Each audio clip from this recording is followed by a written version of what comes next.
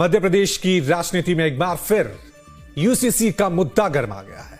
मुख्यमंत्री मोहन यादव ने साफ संकेत दिए हैं कि राज्य सरकार आगामी मॉनसून सत्र में समान नागरिक संहिता यानी यूसीसी का विधेयक पेश कर उसे पारित कराने की तैयारी में है। सरकार इसे सामाजिक समानता और न्याय की दिशा में बड़ा कदम बता रही है। वहीं कांग्रेस, मुस्लिम संगठनों और कुछ आदिवासी समूहों ने इसके प्रावधानों पर सवाल उठाना शुरू कर दिया है। ऐसे में मॉनसून सत्र से पहले ही यूसीसी पर सियासी घमासान तेज हो गया है। इसी मुद्दे पे आज हम चर्चा करेंगे, संवाद करेंगे। हमारे जो सवाल हैं वो आपकी टीवी स्क्रीन पर। मध्य प्रदेश में यूनिफॉर्म सिविल कोड को लेकर विरोध का एजेंडा क्या है? एक देश एक कानून पर क्यों वोट बैंक पॉलिटिक्स कर रहे हैं सियासी दल? मुस्लिम नेताओं को यूनिफॉर्म सिविल कोड पर क्या है बड़ा एतराज? और यूसीसी पर आदिवासी और अल्पसंख्यक कार्ड कौन खेल रहा है? महिलाओं को एक समान अधिकार किसको हो रही है सबसे ज्यादा टेंशन? तो इसी मुद्दे पे हम चर्चा करेंगे। तमाम मेहमान जो हैं चर्चा में हमारे साथ शामिल हैं। हमारे साथ सुप्रीम कोर्ट के वकील एडवोकेट तनुज दीक्षित जी बने हुए हैं। तनुज जी, आपका भी बहुत बहुत स्वागत है इस चर्चा में। तनुज जी की तरफ रुक कर लेता हूं।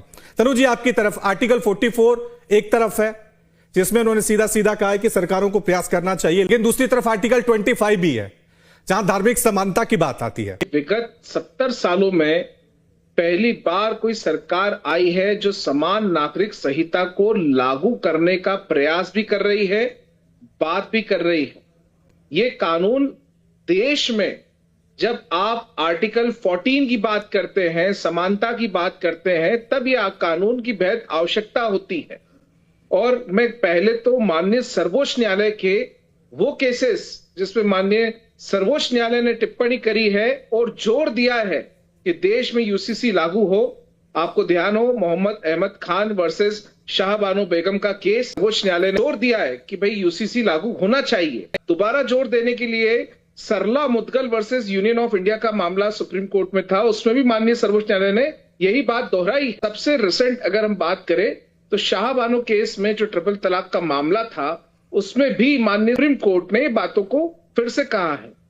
बेहद स्पष्ट है, ये हमारा यूसीसी लागू करना कोई मौलिक अधिकार नहीं है, ये डायरेक्टिव प्रिंसिपल यानी कि कर्तव्य है राज्यों का इसे लागू कराना।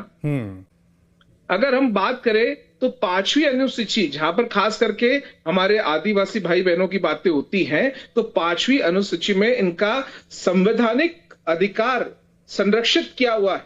यूसीसी लागू होगी तो उसमें कोई विशेष परिवर्तन नहीं होगा तो मैं खुद कहता हूं कि उसमें फिर सरकार को विचार विमर्श करने की आवश्यकता रहेगी। एक तरफ हम कहते हैं तनुज जी कि ठीक है मुस्लिमों के इस तरह की चीजें हैं, दूसरी तरफ आदिवासी भी हैं, तो फिर आदिवासियों को हम छूट देते हैं, फिर ये यूनिफॉर्म कैसे हो? ये भी सवाल पूछा जाएगा। बिल्कुल, देखिए क्या है ये कानून, धर्म को, आर्टिकल 25 को जो आपने प्रश्न किया है, हाँ, उसकी नैतिकता को, धार्मिकता को नहीं बदलता है।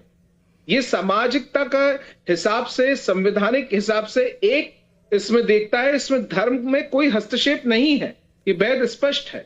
और यही चीज आर्टिकल 25 को इस कानून से अलग भी करती है। यही हम बात कर रहे हैं कि जहां पर 5वीं अनुसूची वो भी कॉन्स्टिट्यूशन का हिस्सा है, उसमें भी अगर अधिकार संरक्षण किए हैं तो उसका भी ध्यान दिया जाएगा।